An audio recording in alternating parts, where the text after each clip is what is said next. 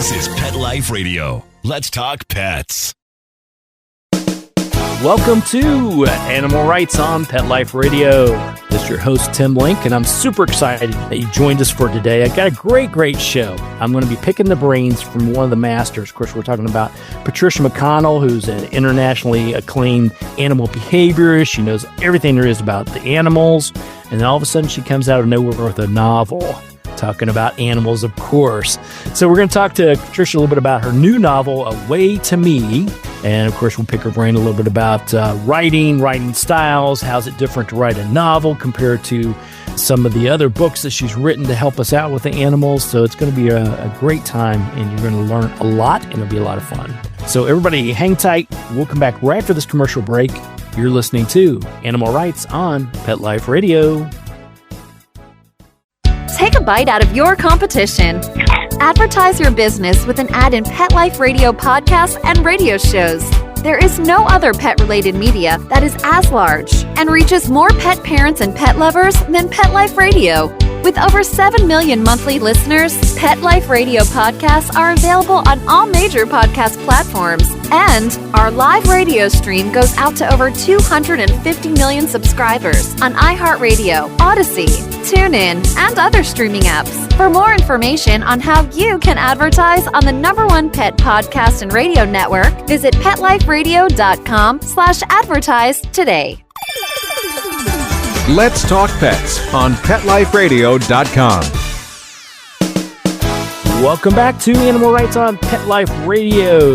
Join us now is Patricia McConnell. She is the internationally renowned animal behaviorist. She is a professor, and she's a super duper author, writer, and she's got a great new novel out called A Way to Me. Patricia, welcome to the show. Oh, thank you for having me. What fun. Oh, well, we're super excited to have you because obviously I know your work from the animal behavior standpoint and some of the things you're doing on the teaching people about animals, the zoological things that you've done, all your best known and best renowned books. And then I get a note from your publicist and editor saying, hey, would you like to have Patricia on the show because she's got a new novel out, A Way to Me. So tell me a little bit about, first of all, A Way to Me, and then we'll get into the particulars about the writing and writing styles as well. Yeah, sure. A Way to Me is, really the elevator sentence is that it's a novel about a woman who risks her life to save a dog. That's sort of what it gets down to.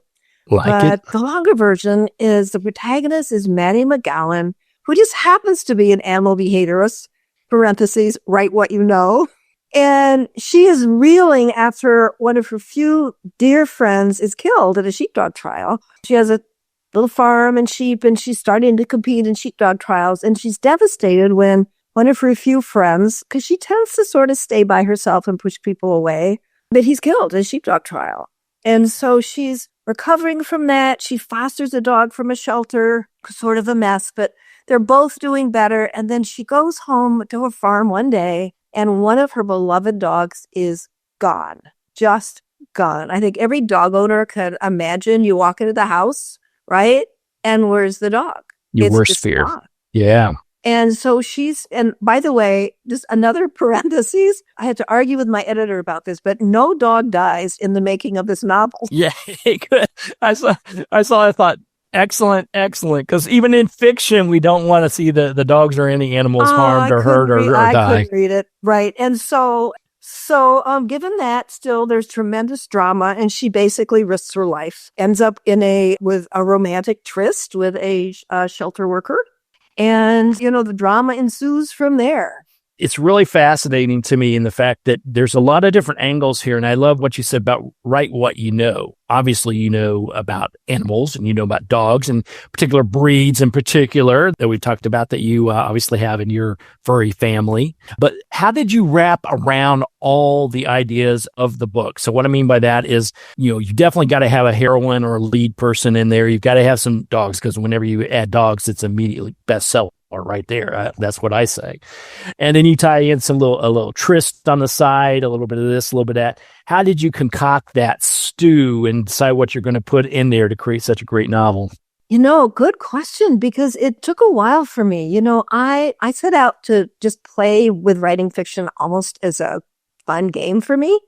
When I was over 70, I wasn't seeing clients anymore. I'd stopped traveling around the world, giving speeches. And I wanted to write something fun. And so I just started with the first chapter, but then I really got into it, Tim. I really got into how do you write, a hero's journey? How do people write these novels where it's 1 a.m. and you're like, I can't stop reading, damn it. Yes, yes. How do you do that? So I started getting into learning how you do that. I read every book there is. I've always read a lot, and I've always loved mysteries and fiction. So I read and read and read and read. I went to some seminars at the Medicine Writing Studio. I had lots and lots of help. And so I worked. The hardest part for me was creating a plot. And I'd write a chapter and then I'd get rid of it. And then I'd write 2 chapters and I'd turn it into 1 chapter. And then I'd change the characters. So I did what apparently is really common in fiction, is you start and you always need to know the end, who did it when you're writing a murder mystery. Well, I didn't. I did it ass backwards. I just started writing. And as I was writing, I'd be like, oh, this has to happen. Is that going to work? I don't know. Ooh, let's try it. So it wasn't a speedy process, but it was really fun. And I learned a ton. And I have so much respect now for people who write great mysteries and great thrillers. The skill involved in doing that just blows me away. It's night and day. It really is, and obviously I've had the show for quite a number of years, and I write, interview people that write fiction and those that write nonfiction, and very few bleed over from one to the other. I will say that, because it's a different character. It's just like asking someone who writes a great mystery or in a novel or anything to do with fiction to now start writing. Okay, what do you know? What do you really know? What is your expert? Tell me about how to write, sort of like what you said. And that's a whole new ballgame to get the message across, to be able to teach people these lessons on how to do it, and whether it be about animals or how to write in this case. Yeah, and I can actually think of an analogy from my own life, and I'd never thought of it this way, Tim, but you got me thinking. I worked as an animal behaviorist with companion dogs, usually with serious behavioral problems, some cats, a few horses, a parrot or 2, but mostly I work with aggression, because that's mostly what behaviorists end up seeing, or else severe fear, phobias, thunder phobia, etc. But for my hobby, like Maddie McGowan who lives at Lonely Owl Farm and is an animal behaviorist, both of us started dabbling in running dogs and sheepdog trials. And it is fascinating running a sheepdog in a sheepdog trial competition. It is incredibly difficult. You have to make 1 million decisions every 10th of a second, which is not my best skill. Although I could work with really aggressive dogs and read their faces and have less than a 10th of a second to respond. But that didn't necessarily translate. So I became a good intermediate handler, but to be a really great sheepdog handler competitor in sheepdog trials, I would have had to have not written the novel or have a garden, because I would have had to have done it like that's my passion, to be good enough. And I really wanted to write a novel. Right. But it was sort of the same thing as one skill. People used to come up to me and say, I can't wait to watch you run because I know you'll win. It's like, no, this, what I did in an office with a dog who bites the neighborhood kids is not what's going on out here. Right. But, in competition especially, you have to work hand in paw for months, if not years, with a particular animal, become one. So they not only know your voice commands, but they could feel your energy, they can feel your movements, whatever it may be. And you have to have the experience where you've just done this over and over and over. You have sort of a muscle memory, where you don't have to stop and think about, should I stop my dog now? Should I pause him or should I send him left? Which should I do? It's like, you shouldn't have to stand there and think about those things. Because by the time you've got the answer, it's too late. That's it. And even the title of the book, Away to Me, that has something to do with it. Explain that a little bit. It does. Away to Me is a cue to a sheepdog to go counterclockwise around the sheep. But it's also a metaphor for Maddie McGowan. Maddie McGowan, she stays in her lane pretty much. She's pretty closed in. She talks about rarely something, quote, that happened in New Mexico, but she doesn't want to talk about it. But Maddie is sending out mixed signals because she pushes people away, but deep inside, she really wants them to come to her, to me, away to me. And I'm working on the second book. This is hopefully a trilogy. Oh, yeah. Second book is come by, which means go clockwise around the sheep, but it's the same metaphor. It's come by. But the last book, if I live long enough to write it, Tim, is that'll do. And that'll do means, thank you, dog. Come back to me. Your work is done. And that's when Maddie's going to get it all figured out. Very nice. Very nice. I love that. I love the dual meaning behind it all. And I definitely love the fact that it's going to be a trilogy. So it means I get to see your lovely face and hear your voice a couple of more times down the road. So that's exciting too. Well, tell me a little bit more about Maddie, because I know from reading the book and then reading a little bit about the bio and the background is you really became attached to Maddie and really became part of who you are and your fabric of who you are as a writer and as a person. I've read about this, but it's always different when you read about it versus when it happens to you. Is I became really fond of all the characters in my book. Maddie and her best friend Dorothy, and this guy she starts hanging out with, and George, who is her dear friend, who is actually shot at a sheepdog trial inexplicably, who she grieves over just tremendously. So it really is true that it happens that you get so attached to these people that you write about that you feel like they're in the same room with you. They do sort of become their own people, and it's really weird and fun and interesting. And I think it's a sign of a great writer, to be honest with you, when we're talking about writing a novel, is creating characters that not only your reader will connect with, but that you connect with and really become part of who you are. Because like you said, you're going to write 3 of these books. So some of these characters hopefully will stick around. Maybe some will leave. And how do you choose who leaves and who, sticks around? Because believe me, your fans, if you leave out a character they love in the second one, oh boy, you're in trouble. Maddie is certainly going to be there without question. She's the through line through the whole books. And Jack, her border collie, absolutely will be there. And Bo Peep, the sheep guarding dog. Nothing's going to happen to Bo Peep, I promise. Love it. Love it. So we're going to look forward to that for sure. Well, we're going to come back right after this commercial break and talk a little bit more with Patricia McConnell, a little bit about the book Away to Me, and then talk a little bit more about writing and how does it compare writing, nonfiction to fiction? How does it compare being a TV superstar and an adjunct professor? Wow, a lot of hats going on here. So everybody hang tight. We'll come back right after this commercial break. You're listening to Animal Rights on Pet Life Radio. Real people, real stories. Our little dog developed this lymph problem. The chemotherapy lasted for 6 months, started developing more lymph nodes. So I thought I'd just try carnivore. The lymph nodes started to go down. Then I took him into the vet to have him checked out, and there was no signs at all inside. My cat had issues that developed in his eye, and 3 months later, my veterinarian said, let's go ahead and remove the eye. I heard the carnivore on advertising, so I said, you know what? I'm going to order this product. They did the procedure. They did all the tests, and they said, I don't know what you did. This product saved his eye. I've got a Labrador. She could hardly lift herself up off the floor. The treatment was chemotherapy. That's when I said, this could be the ticket. About 3 weeks, you could tell. She was very alert. She was going on a 5-mile walk. She is just like prime again.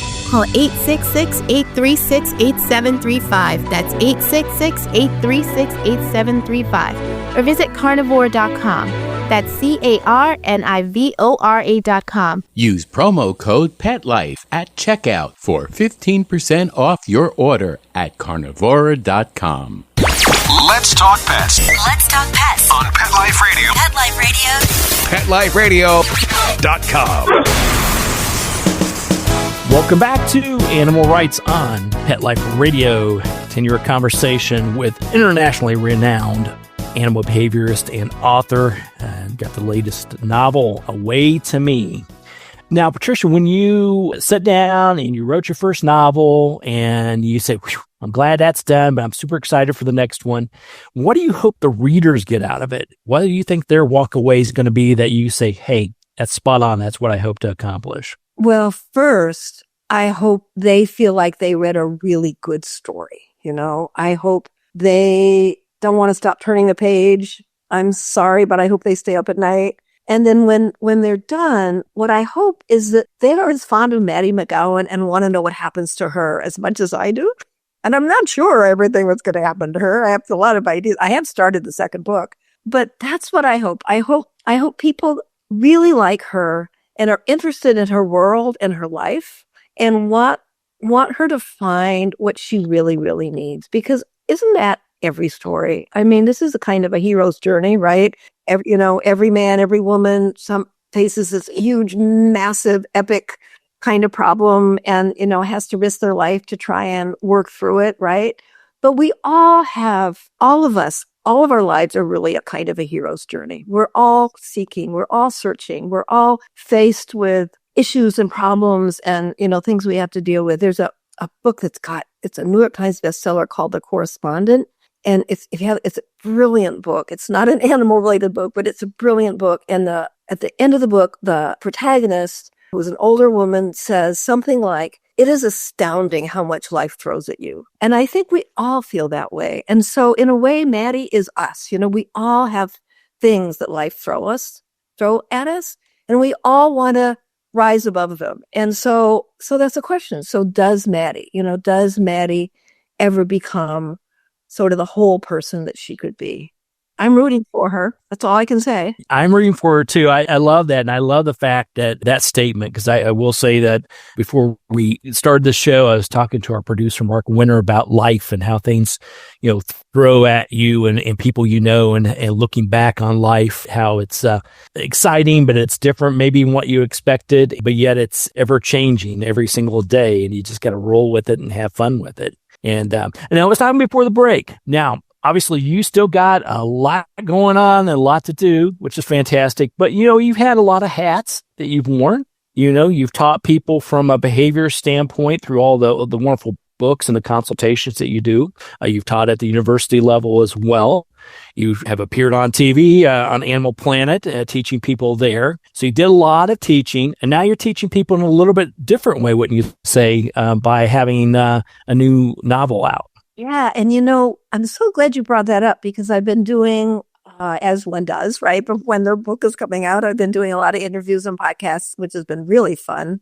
And one of the things that's been so gratifying, Tim, is that a lot of people I'm talking to on some of the dog-related podcasts are primarily, there are many dog lovers, but also lots of dog trainers and lots of animal behaviorists. And I have heard so many people talk about what a joy it was for them to feel seen, to read about what is it like to be an animal behaviorist? What is it like to be somebody who sees clients? What is it like to see somebody whose dog bites the little girl next door, and the couple are fighting about what to do about it. People tend to think that we spend our time running through fields of daisies with golden retriever puppies. You run into people all the time who are like, oh, your job sounds so great. I wish I had your job. It is great, but it's really hard. You spend a lot of time with people in tremendous trauma and despair and lots of problems. So it was really fun to see other animal behaviors go like, this is what my life is like. I'm so glad to read about that. So hopefully people who aren't in that world will enjoy getting a window, into being an animal behaviorist, living in the country in Wisconsin with sheep and competing in sheepdog trials, which are really exciting. It's a really cool sport. That's a whole other world that people can be introduced to too. Yeah. And I love the fact that early on in our chat tonight, we talked a little bit about, to me, it's like this is another hat that you put on and are continuing to build upon it. I see these lovely feathers coming out of that hat. You jumped in feet first. So you said, I'm going to write this novel. I think that'll be fun. But yet you did your homework, did your research. I mean, it's not as simple, I wouldn't think, unless somebody knows more than I do. You can't just sit out at your typewriter, we'll say, and type out a novel without doing that research, that homework, learning from others, reading other books, going to clubs and groups to know what you're doing before you actually start tinkering around with a different genre or just to do it as a whole. Yeah, no kidding. I used to say when I first started doing interviews for this, I said, writing a bad novel is easy, but writing a good novel is hard. Now I say, writing a bad novel is really hard. Just writing a bad one is hard. Writing a good one is really hard. I love good writing, and bad writing just hurts my heart.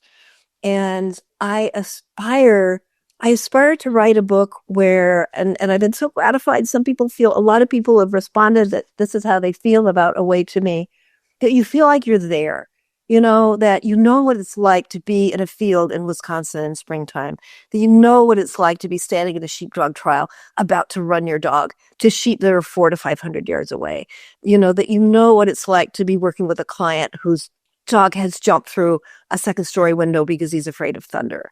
I've read that that's one of the things a lot of people like about fiction, is that it often introduces you to worlds you don't know.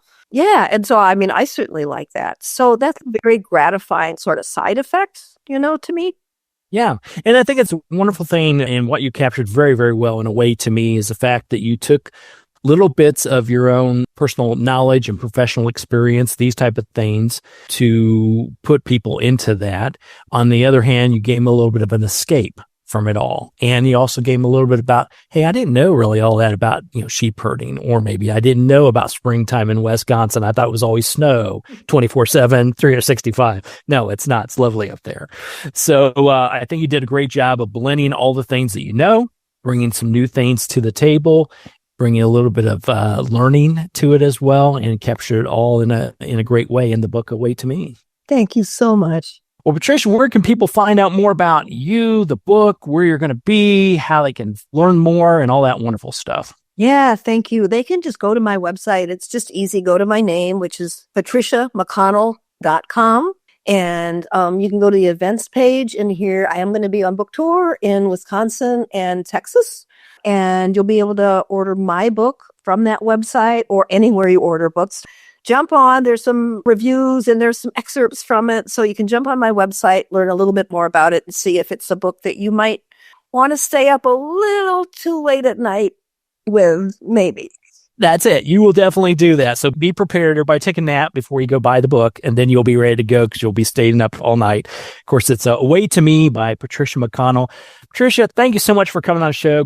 Congratulations on a great success, and we'll look forward to chatting with you again somewhere down the road. Thank you so much. It's my pleasure. Well, we're coming to the end of the show today. I want to thank everyone for listening to Animal Rights on Pet Life Radio. I want to thank the producers and sponsors for making this show possible.